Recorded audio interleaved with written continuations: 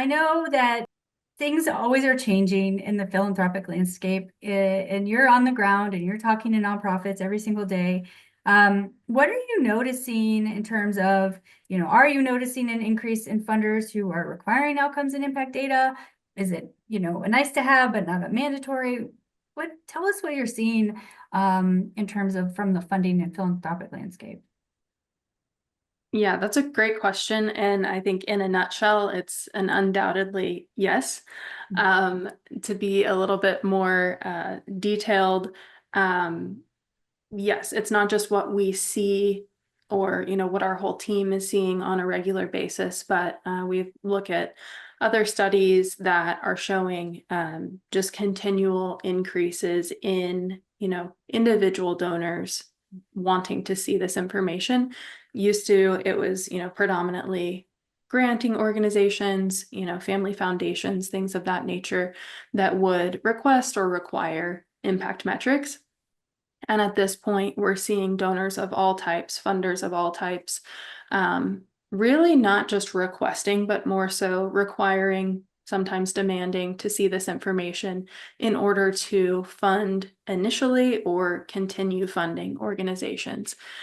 So just as some statistics, these are not from our team or surveys that we've sent out. These are other sources that state that 97% of major donors are looking predominantly at the positive impact an organization creates in order to decide, if they're going to fund or continue funding.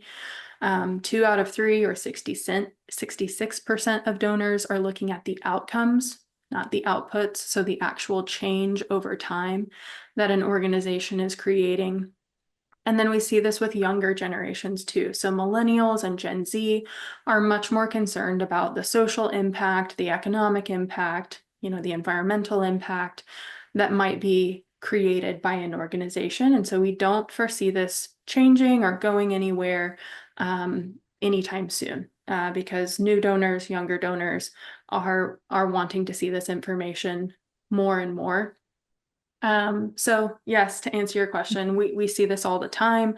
And donors are, beginning to just expect this information. And if it's not provided, then, eyebrows are raised, questions are asked. And I don't think that anyone is doing it out of malice. I just think that too many people have had experiences where, they didn't know where their funds were going, or maybe they did find out that their funds weren't being used as they had expected. And so people just want to be good stewards of their funds, whether they have a little, a moderate, or a lot of funding to provide.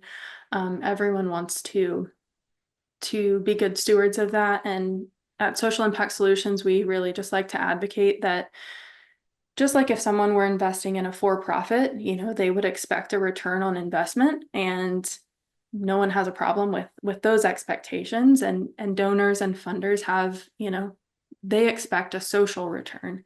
And so being able to show them, what is being done and changes that are being made. Also not being afraid to highlight where there are gaps and where things have gone wrong, because a lot of funders will want to, support that and help make improvements too.